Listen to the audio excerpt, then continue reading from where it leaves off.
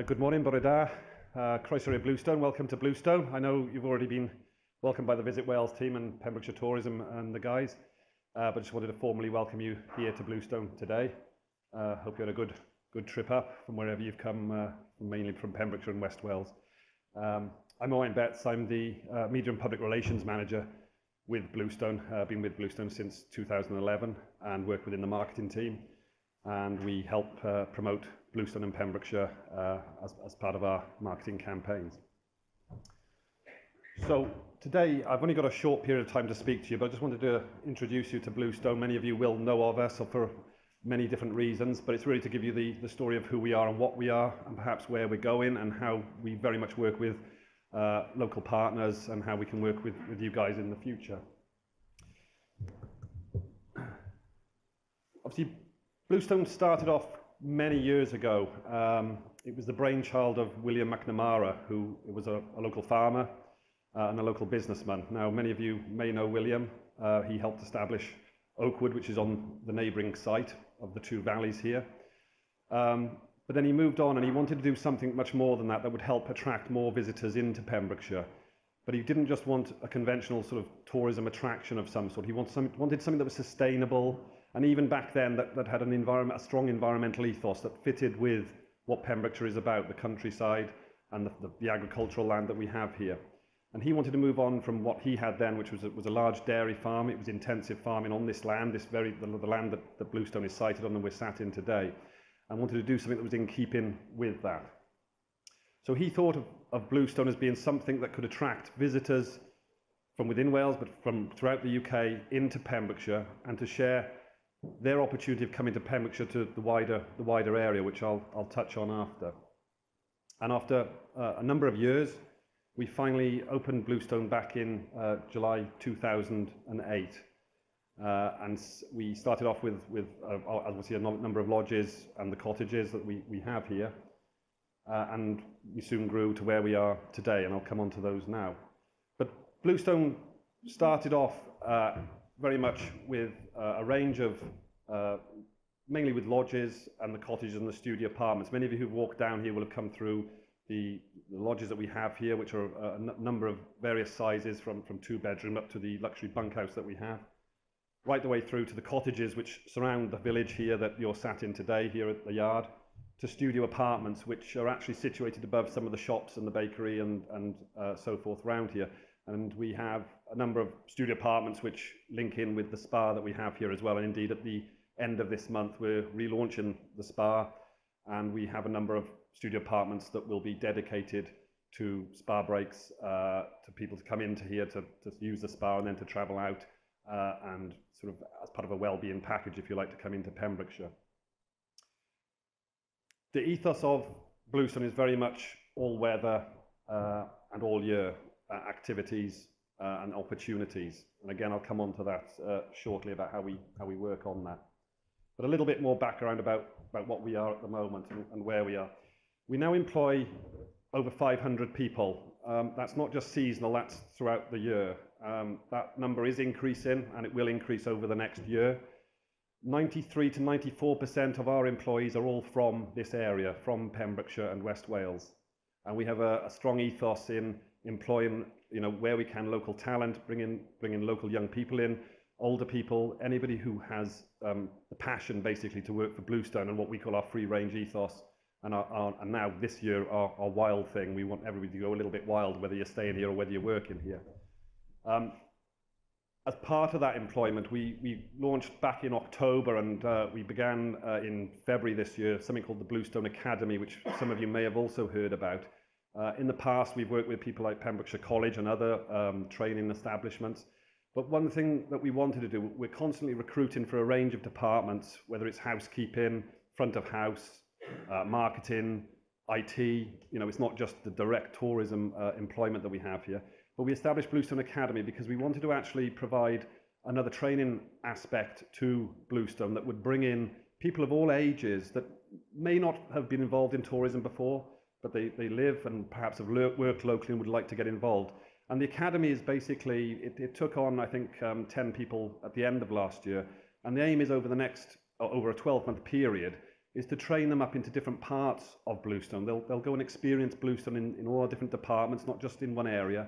They'll be trained up, offered NVQ and other qualifications to work for, and brought into the fold, if you like. And at the end of that 12 months, they would be offered, in most cases, a job within an area that perhaps they're quite passionate about and where there is available jobs and employment. But one thing about our people is we want them to have that free-range spirit. So it's all about, you know, understanding that the guests may not know Pembrokeshire, they may not know Wales. It's about introducing them to the area, to Bluestone, to talking about the area. If guests are not sure about the area, haven't done their research before coming here, they get out there, they talk to them on the streets here, in the village, and even in the front of house area about what opportunities there are in Pembrokeshire, how to get to places. So we're very much a tourist information centre in many respects for the people that stay here as well, for the wider sort of Pembrokeshire and West Wales area. I've already touched on the lodges we have here. We now have phase 2, which was completed 2 years ago, took us up to 280 lodges, cottages and apartments. The cottages and apartments have stayed the same in terms of numbers since 2008, but the lodges we've gradually expanded. And there will be a third phase at some point, which will sort of build on what we already have here.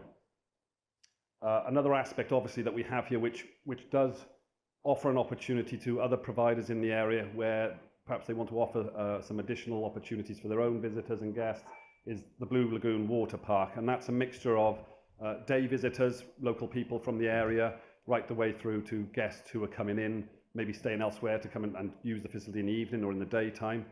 And we also have the Adventure Centre, which began its days when we first launched very much as a sort of sports centre, if you like. But that's been developed now with a range of activities, mainly indoor, obviously all weather again. We've introduced a new climbing wall now recently, which may well be used by local people as well in terms of training for rock climbing and so on. We've got the Big Four, which are a number of activities primarily for young children. We have baby sensory, and we have a number of other activities indoors, and we also have the Wildwood Cafe, which is a sort of obviously a cafe in the area there. And they're very important to us as part of the mix that we have here. We are 5-star accredited with Visit Wales in terms of a self-catering resort. We're very pleased that we were re-accredited with that last year again. But another aspect to Bluestone, as I touched on before with William and his vision that he had originally for Bluestone, was that it had to be a sustainable business within the local community and within the region. And also there had to be a strong environmental element to that. That's not just in the infrastructure and the building that we have here. That goes through everything from what we as people do day to day in our work, whether it's throwing rubbish out into a recycling bin, right the way through to what our guests do and what building materials are made out and so on. Now, we achieved Green Dragon Level 5, I think it was 18 months or 2 years ago, and we've been re-accredited with that again. And that's the highest level of Green Dragon. I'm not sure if you're all aware of the Green Dragon Environmental Scheme. It's a Welsh Government-backed scheme that aims to obviously improve the environmental sort of workings of businesses. It's not just something you tick a few boxes and you achieve. It's an ongoing process. We could lose that straight away and be taken down to a number 4 or number 3. We have to constantly work at that. So we have a member of staff who's constantly looking at ways of improving our impact on the environment, our sustainability and everything. And we are the only, I think we still are the only tourism business in Wales to have the Green Dragon Level 5. And we're determined to hold on to that number 5. And we are constantly looking at new ways of enhancing our impact and improving our impact on the environment. Another aspect, as I say, is the sustainability of the business. You know, what is our impact on the local community? Obviously, we employ a lot of people. We have a very large wage bill that goes back out into the regional economy. We do use, wherever possible, local producers and local suppliers, particularly within a 30-mile radius of our area.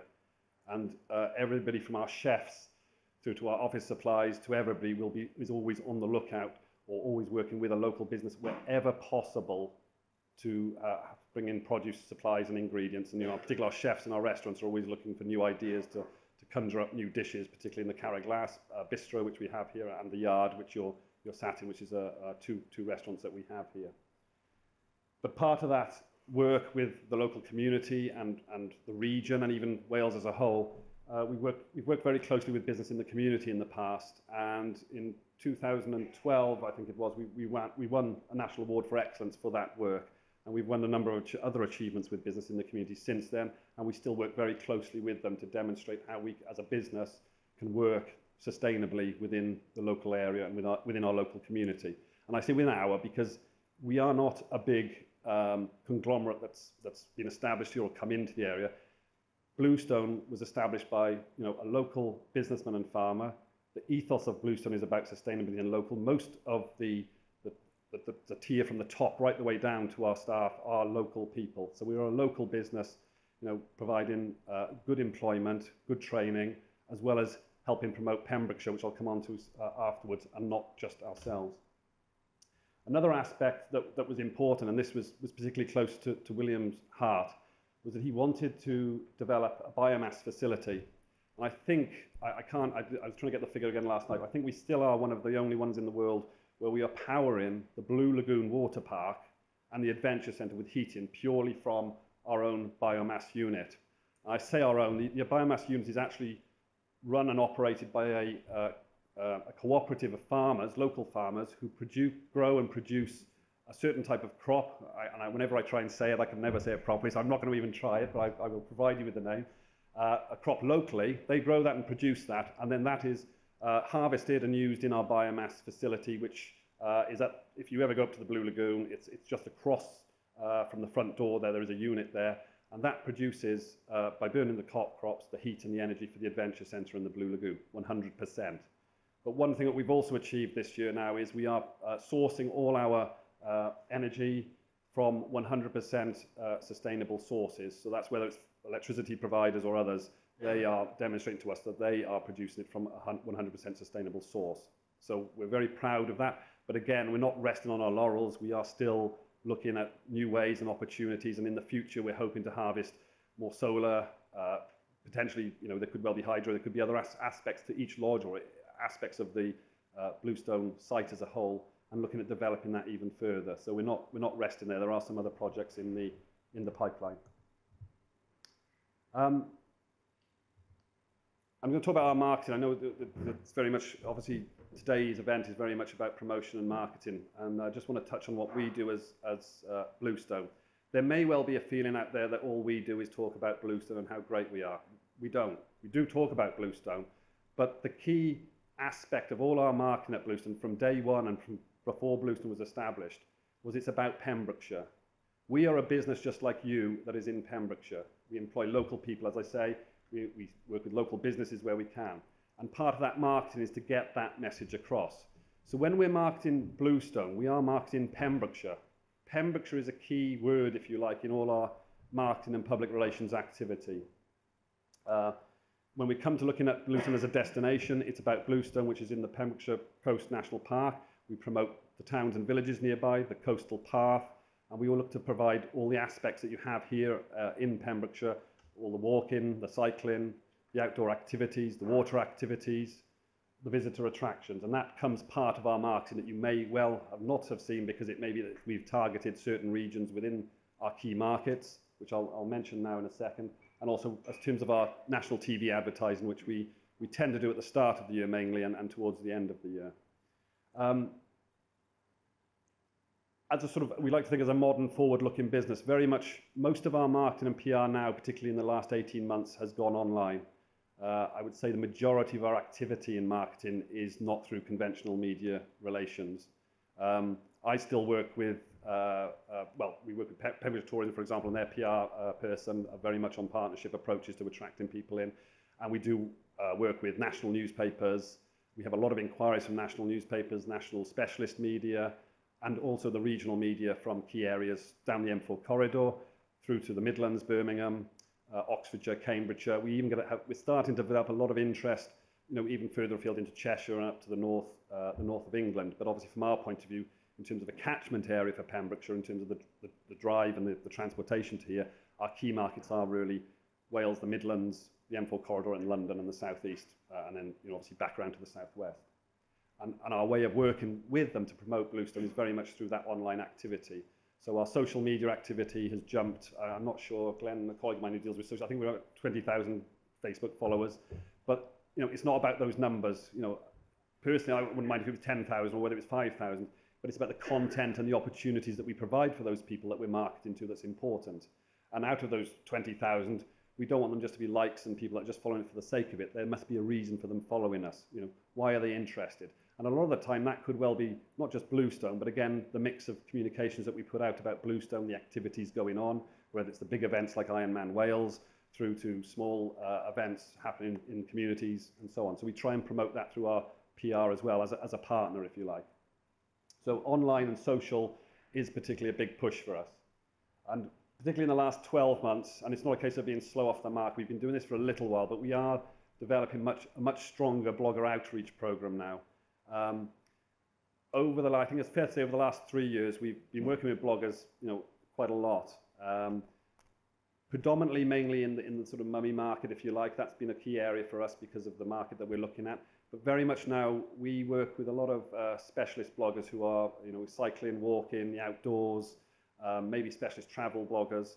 And we provide an outreach program where we embrace them and bring them in and allow them to come in. We try and then, well, we signpost them to other activities and other providers and others in the area, because obviously we want them to be writing about Pembrokeshire as a whole. And that actual market is growing rapidly.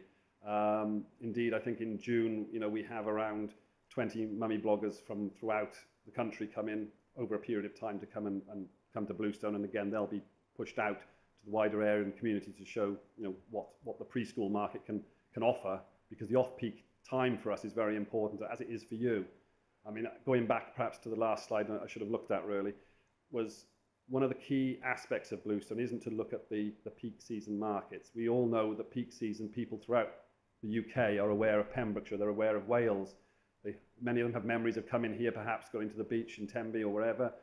But there's an off-peak market that, you know, it's not just this perception that could be out there that Wales or Pembrokeshire is maybe a bit wet. It's not the place to go in the winter maybe, or in the autumn or in the spring. But in fact it is. We have such a wide range of opportunities in Pembrokeshire to offer through all the activities we have, particularly in the non-family market, which is full of people who want to get out at weekends and even have the time to get out at midweek to spend time and money on a range of activities that perhaps they don't get a chance to do when they're in work in the city or in the urban areas. And obviously a key market for that is those outdoor activities and so forth. So just reiterating that really, and I'm very keen to get that across as we are as a business, is that Bluestone isn't about just Bluestone and what you see as an infrastructure here. It's very much about Pembrokeshire and West Wales. We promote, and I don't know whether many of you won't, we don't promote this necessarily within our own local area, but nationally we promote Bluestone as being part of Pembrokeshire, as being this part of this spectacular location in the UK for people to come and visit. We're not taking the exclusivity over that, because when we promote it, we're promoting all the other aspects of Pembrokeshire that we have here, that you as local traders and so on may not see, but believe me, we put a lot of emphasis on that when we're doing a lot of our marketing and PR activity. You know, indeed, in a conversation I have, and particularly last week I was talking to the Independent about doing a feature around here, and I would say 95% of the conversation was about everything else about Pembrokeshire and not ourselves. So I'm spending an hour on the telephone talking about everything else that's going on here, but hopefully they'll come and spend some time with us and spend some time with other people, but they'll get a better feel for what's going on in Pembrokeshire as a whole. So we're very passionate about that, whatever anybody thinks. So we try and entice people when they're here. Well, in fact, before they arrive here, we're pushing them through our campaigning to visit local towns, beaches and businesses, to get a feel for what's in the local community, what the local residents do and how our community works. External activities and attractions are very important to us. We know we've got some great activities here, but we also know you've got some great ones out there that they'll want to go and use as well. And that's part of the package that we as Pembrokeshire have to offer. And coming back to the promoting the off-peak opportunities, all too often we're talking about the summer, the spring and the peak times, Easter and everything else. But as tourism operators, it's that off-peak market that's very important to us, whether we're talking the specialist markets, the non-family markets and the preschool markets. And that's a vital market for us all, because it's the off-peak that we have to see increase and grow in order to support us throughout the rest of the year, as we all know. So I think my time's pretty much come to an end now. I thought it may be a bit shorter than that. So I'd just like to thank you for coming today and hope you enjoy your stay here. All right.